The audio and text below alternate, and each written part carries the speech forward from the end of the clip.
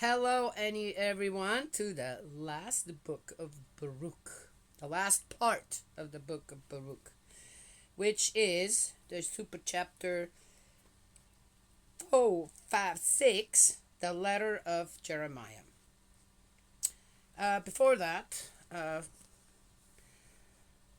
saw an interesting one. I am obviously someone that believes that you have enough choices out there to do it right, to avoid getting pregnant. And I always speak to both men and women, not just women. That's a weird one that just women are addressed, basically, most of the time, a majority, uh, about abortions and stuff, even though there was a man involved. Yeah, yes, yeah, yeah. So I feel that the both should be held equally accountable for their trespasses. Um, but there are enough choices that can be made ahead of getting pregnant if one doesn't want that. Yes, I think that's very clear. And if that's not clear, then my suggestion always is the best way to avoid that and be as free as you want to be out there. Get fixed, please. Just get fixed. Okay? Yes? We don't need mothers and fathers like that out there. And I'm well aware of what a medical emergency is when it comes to a mom and a baby, and the baby doesn't make it. I know what that is. That is, in my opinion, considered healthcare. Not the abortion where whoops de woo, I didn't know what could have happened. I'm not ready. My mental health is at stake now, or whatever. Right? And of course, when that's just a woman, and when it comes to the men, it's well, thank God there is something that she can take care of that, or ooh, I shirked that responsibility well. Okay, just saying. But the one thing I just saw is there's people all around our country, thank God, hopefully all around the world, who are trying to dissuade the women who mostly come without the men, the mothers who come without the fathers, to keep the child. Yes, and have no doubt they're doing it in a nice way. Maybe there's some really extremists out there that threaten them or this or that. I don't think that's right either. You try to uh, see reason. Okay. And there was this one little clip out there where people driving by would flip them off and cuss them out. And immediately what went through my mind, this is odd. If you don't like what they're doing and you're absolutely pro-abortionist, then just don't say anything. Why would anyone cuss people out who are saving lives? When has that become a thing? When did that happen?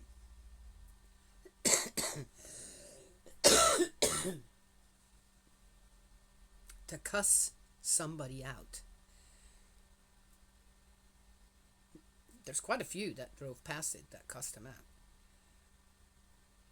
These guys that were trying to save unborn babies, and no doubt the mothers as well.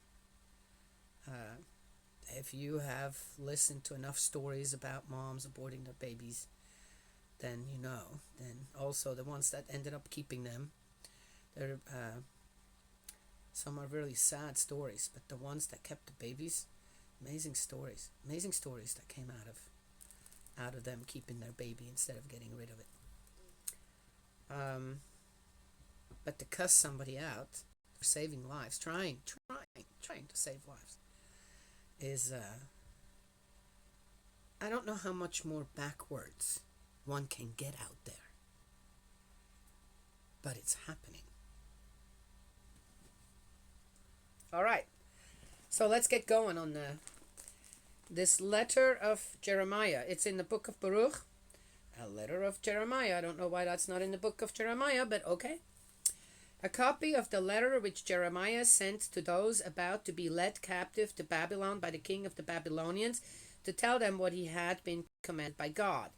Oh, didn't we already read that? Or only part of it? Oh, now we're getting the whole thing here now. Okay.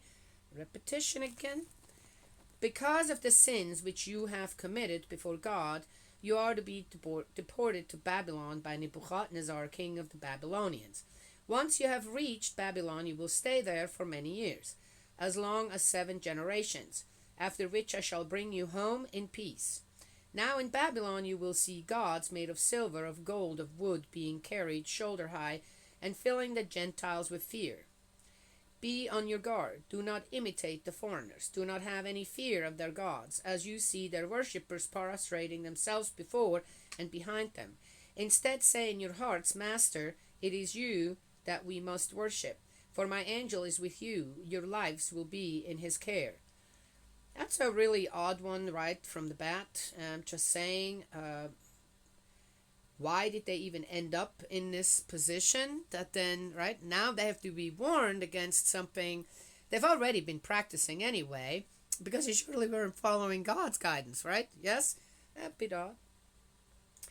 And so again, who's this written by? Okay. Overlaid with gold and silver, their tongues polished smooth by craftsmen, they are counterfeit, and have no power to speak. As though for a girl fond of finery, these people take gold and make crowns for the heads of their gods. Wait a minute. What's the temple all made out of? Oh my gosh, this is very hypocritical.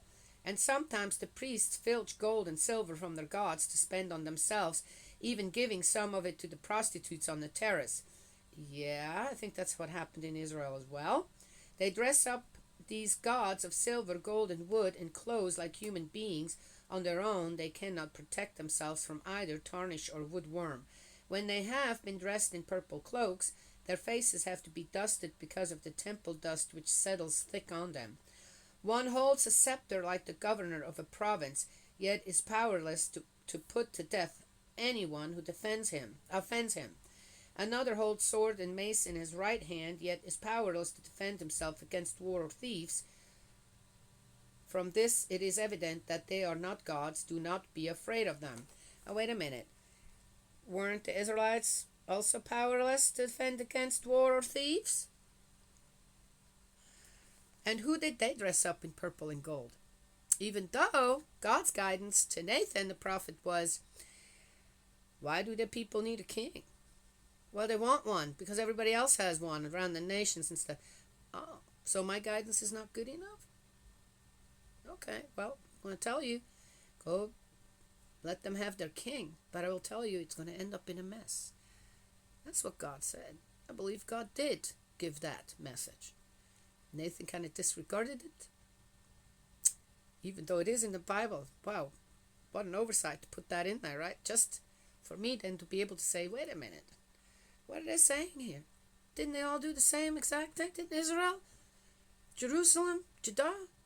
Then one king wasn't enough. They had to have 2. At one point they had 3. And what were they dressed up as? Interesting. Well, okay. Beware when you start pointing that finger. Just as a pot in common use becomes useless once it is broken, so are these gods enshrined inside their temples. Their eyes are full of dust raised by the feet of those who enter.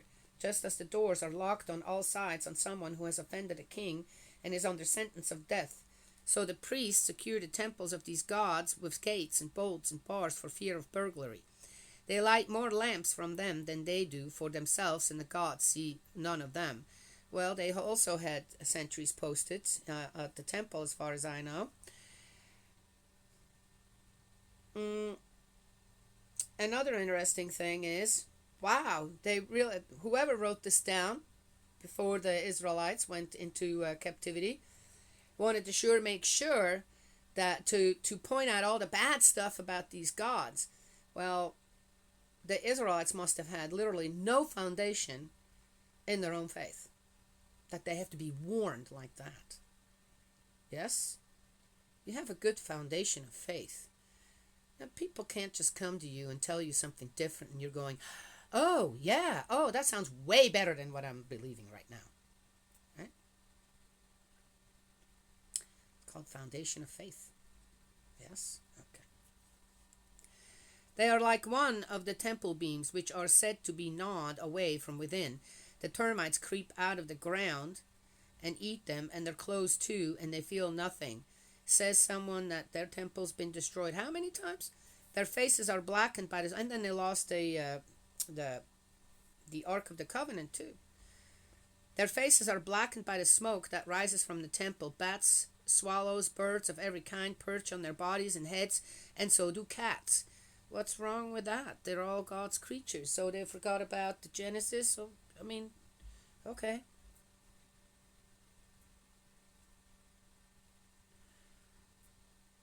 Huh. From this you can see for yourselves that they are not gods. Do not be afraid of them. Okay. Don't go there. I know. The gold with which they are parading their futility before the world is supposed to make them look beautiful, but if someone does not rub off the tarnish, these gods will not be shining much on their own, and even while they were being cast, they felt nothing. That's interesting. This part must have been something that True Father studied very well, because he said something similar at one time, or it's even in the Divine Principle, I believe, on how the difference between gods like this and our heavenly parent, right? Yes. Um, so that's where this. So that's in the Divine Principle. There's some of this in there, no doubt. It sounds exactly the same. However much was paid for them, there is still no breath of life in them. Being unable to walk, they have to be carried on men's shoulders. Man, same thing. The first time I heard this kind of comparison to a heavenly parent and false gods, and these, that's it, false gods, is exactly like that. Was just about word for word. Yes, interesting. Which shows how futile they are. It is humiliating for their worshippers who have to stand them up again if they fall over. Once they have been stood up, they cannot move on their own. If they tilt askew, they cannot right themselves. Offerings made to them might as well be made to the dead. Well, the Ark of the Covenant, which was kind of a symbol to represent God, it was the same. It didn't right itself either if something happened to it. It was protected. Nobody could just go into the tent of the covenant, right? Yeah, so again, this is very odd to read, considering what the Israelites have done. Right? Is it to point something out like this of another culture or this or that? Is this the right way to teach people about God? Then, I'm not sure.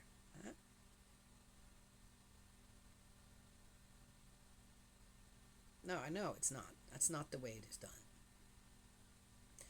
Again, you point out all the bad stuff about everyone else first, and then present your stuff that's really good. It looks even better, doesn't it? Trample on someone first. Get that out of the way. In a way, then yours looks really good. Is that the right way? What did I say to begin with? What did I start out with? Cussing people out who are trying to save lives? Whatever is kind of same scenario.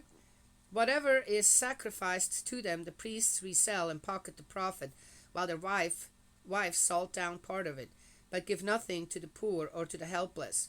As to the sacrifices themselves, why, women during their periods and women in childbirth are not afraid to touch them. Okay. Yeah, and that's, again, this is all by design, created in the image of God. Men, women are too. So you bleed and you give birth and you become unclean. Oh, wow. Really? Hey, people. From all, and you're not allowed to touch certain things.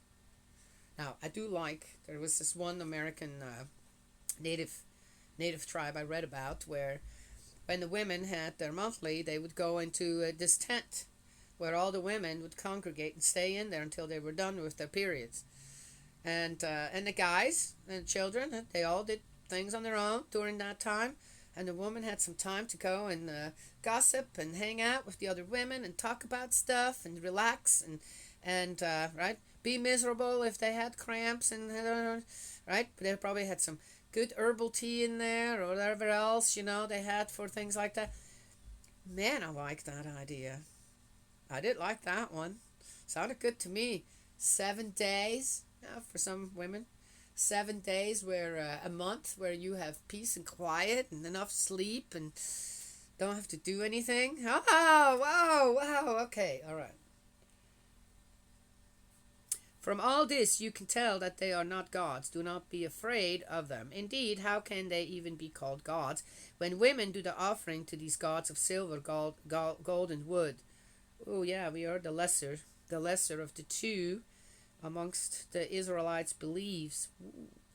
In their temples the priests stay sitting down, their garments torn, heads and beards shaved, and heads uncovered. They roar and shriek before their gods as people do at funeral feasts. The priests take robes from the gods to clothe their own wives and children.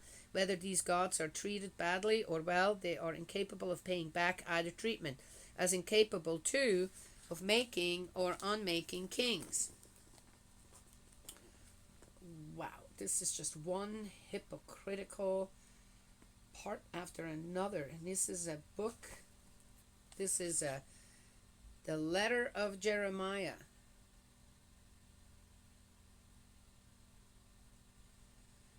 Yet, according to Jeremiah, God also told him to tell the people that they need to leave willingly. They need to go or they'll be destroyed. Right? Yes? Okay. Equally incapable of distributing wealth or money. If anyone fails to honor a vow he has made to them, they cannot call him to account. They can neither save anyone from death, nor rescue the weak from the strong, nor restore sight to the blind, nor save anyone in trouble. Well, this sounds a lot like... Well, they're not sure when this was written down. Some of it happening at Jesus' time, or that's all not right either in the New Testament then.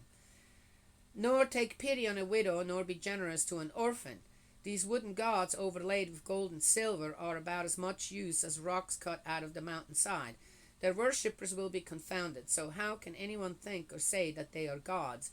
The Chaldeans themselves to them no honor. If they find someone who is dumb and cannot speak, they present him to Bel, entreating him for the gift of speech, as though he could perceive it.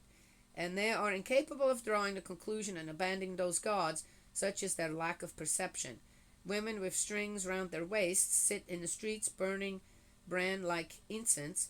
When one of these has been picked up by a passerby and been to bed with him, she then gloats over her neighbor for not having been thought as worthy as herself, and for not having had her string broken. Whatever is done for them is spurious. So how can anyone think or say that they are gods? Wow, that's a weird one. But then we know that the raping of women and women getting by offering themselves to men, that's a what? The Israelites didn't do any of that? We could go all the way back to Abraham with that one. Just saying. Made by woodworkers and goldsmiths, they are only what those workmen decide to make them. Their makers have not long to live themselves, so how can things they make be gods? Their legacy to their descendants is nothing but delusion and dishonor. If war or disasters befall them, the priests discuss where best to hide themselves in these gods.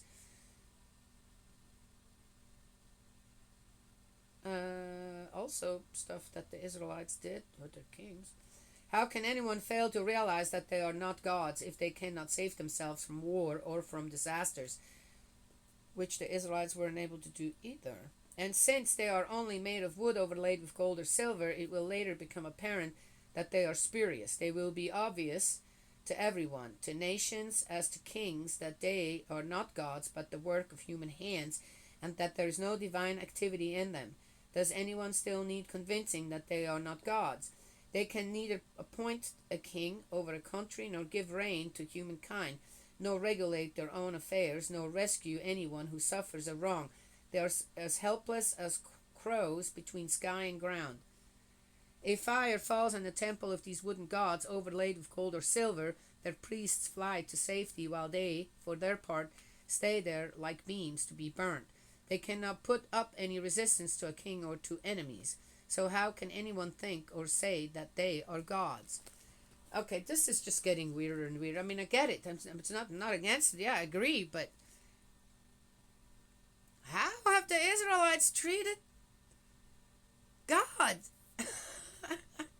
Any different than as if God were just an idol? Yeah. These wouldn't. Now, but here now they're very clear about it. But when it came to their own God, our Heavenly Parent, why did they end up in this situation?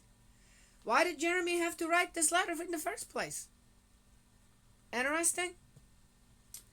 These wooden gods overlaid with gold or silver cannot evade thieves or marauders. Okay, so here we are again with the same thing. Strong men may rob them of their gold and silver, make off with the robes they are dressed in, yet they are powerless to help even themselves. Remember when, what was it, Nebuchadnezzar's military commander stripped the whole temple of everything?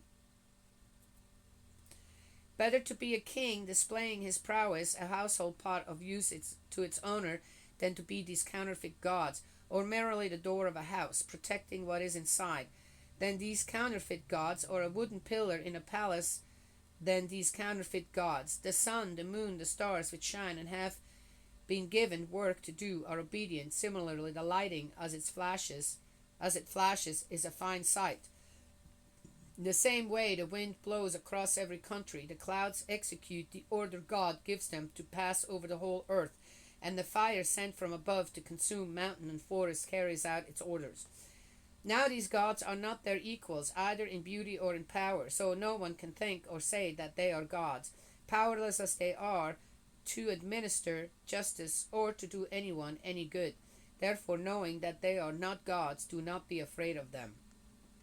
For they can neither curse nor bless kings, nor produce signs in heaven for the nations, nor shine like the sun, nor shed light like the moon. The animals are better off than they are, being able to look after themselves by making for cover. There is not the slightest shred of evidence that they are gods, so do not be afraid of them. Their wooden gods overlaid with gold and silver are like a scarecrow in a field of cucumbers protecting nothing. Or again, their wooden gods overlaid with gold and silver are like a thorn bush in a garden. Any kind of bird may perch on it, or like a corpse thrown out into the dark. From the purple and linen rotting on their backs, you can tell that they are not gods, and in the end, eaten away, they will be the dishonor of the country. Better than someone upright who has no idols, dishonor will never come near him. Okay, that's not true either. I know that. Seen it out there. But here is the thing. Oh, so, well, that sure told everybody about false gods. Well, the Israelites didn't treat their God any better than a false god, to start with. But here's the other thing. All around the world, whatever culture it is, whatever gods they have, a belief, it's called belief they have good people. Good people who understand what it means to build a foundation of faith.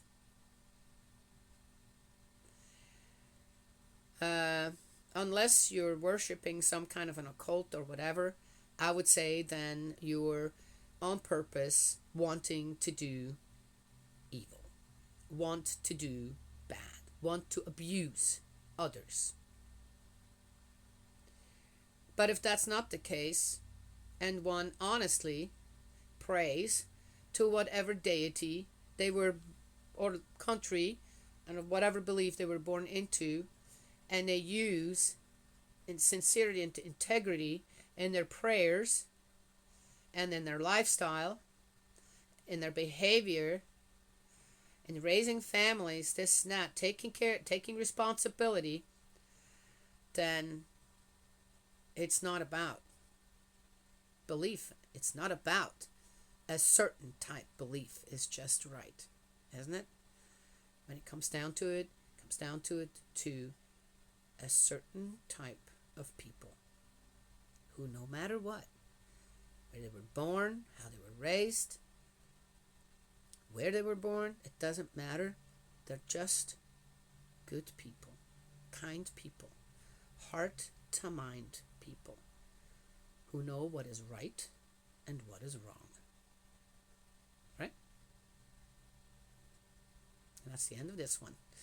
May Heavenly Parent bless and protect you, guide you, embrace you with love. Eldridge, my dearest brother, let's keep praying. And I will talk to y'all another time.